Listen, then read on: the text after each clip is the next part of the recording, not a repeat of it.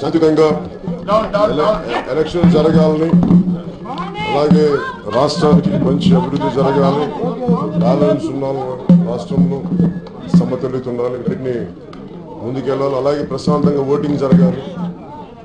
అలాగే నా దృష్టికి 200 EMIలు సరిగ్గా పనిచేయట్లేదు. గాజువాకలో కూడా అవన్నీ ఎలక్షన్ కమిషన్ దృష్టికి తీసుకొచ్చారు పార్టీ వారు. అలాగే ఎలక్షన్ కమిషన్ గారు కూడా ఇవి సరిగ్గా కరెక్ట్ చేసి ఓటర్స్కి కొంచెం సజాత కలిగేలాగా చూడమని, EMIs ఎక్కడ పనిచేయట్లేదు అని చూడమని కోరుకుంటున్నాను. మరి ఖచ్చితంగా ఒక ఎలక్షన్ కమిషన్ తీసుకోవాల్సిన నిర్ణయం మేము కోరుకుంటాం కానీ లేట్గా స్టార్ట్ అయింది కాబట్టి ఖచ్చితంగా దాన్ని దృష్టిలో పెట్టుకుని ఎలక్షన్ కమిషన్ అవసరం అయితే కొంత ఎక్స్టెండ్ చేయాల్సిన అవసరం ఉందనేది మా అందరికి అనిపిస్తుంది. అదే మేము కూడా కోరుకుంటాం.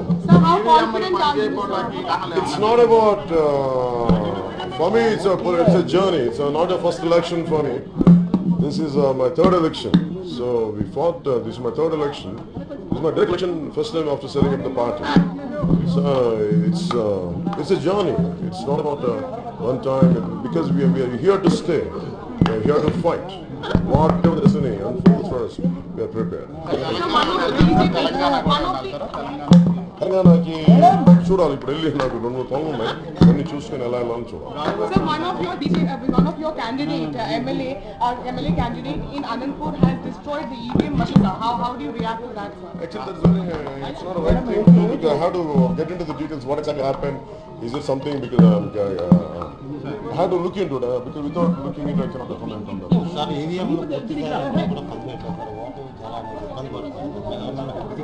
that's what నా దృష్టికి 200 EMIలు పనిచేయట్లేదు అనేది నా దృష్టికి వచ్చింది. ఇంక్లూడింగ్ గాజువాకలో కూడా కొన్ని న్యూస్ పడుతున్నాను. అందుకని ఎలక్షన్ కమిషన్ దృష్టికి తీసుకొచ్చి ఆల్రెడీ మాట్లాడారు, మన పార్టీ పెద్దలు మాట్లాడారు. అలాగే నేను కూడా పథకం మీడియాలో టెక్నికల్ ప్రాబ్లమ్ అవును, చూద్దాం ఎలా జరుగుతాయి. మ్యాసివ్ ఎలక్షన్ కాబట్టి సడన్గా ఒక మాట అనేది ఈజీగా రెస్పాన్సిబుల్. అదే ఎలక్షన్ కమిషన్కి బాధ్యత ఉంటుంది. సడన్గా జరగాలని వాళ్ళు కూడా కోరుకుంటున్నారు.